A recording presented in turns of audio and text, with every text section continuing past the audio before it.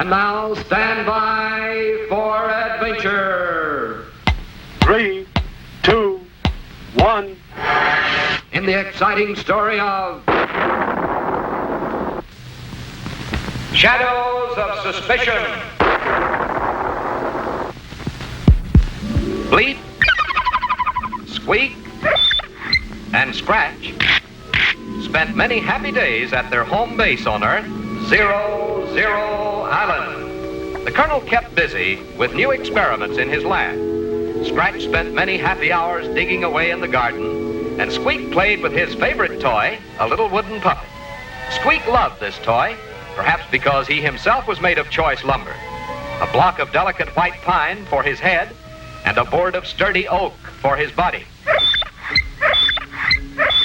Yes, little Squeak was really a wooden puppet, but few could have guessed that he was anything other than a real and very natural little boy. For he certainly was full of mischief like most real little boys, as his friends knew too well. Bleep still recalls the shock of dashing about for almost an hour, dodging what he believed to be flashing meteorites, only to discover later that little Squeak had slipped a handful of fireflies into the Colonel's helmet, just for fun. Another time, Bleep awoke from a sound sleep to find himself covered with green and yellow spots, a sure sign of Futurian frog pox. But little Squeak knew that the colorful dots on the spaceman's helmet were just dabs of paint, for the puppet had put them there himself, just for fun. But it was poor Scratch, the good-natured caveman, who suffered most from this puppet trickery. More than once, his trusty wooden club had been nailed to the floor. And who can recall how many times a scrumptious coconut pie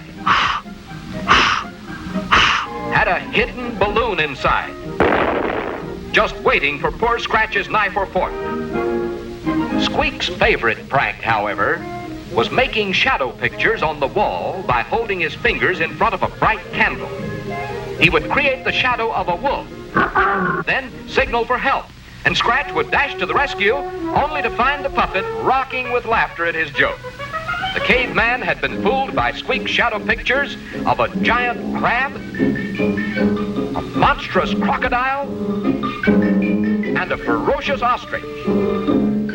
At last, Scratch had vowed never to be tricked again. Then, one day, it happened. Bleep had blasted off for a closer look at a storm cloud approaching the island. Scratch was inside his cave, carving a new wooden club, and Squeak was fishing in the brook by the waterfall. At the first raindrop, Squeak dashed for the nearby shelter of Scratch's cave. Now, no one had noticed that a giant tropical spider had just spun its huge web across the cave entrance, and poor Squeak ran smack into this deadly trap.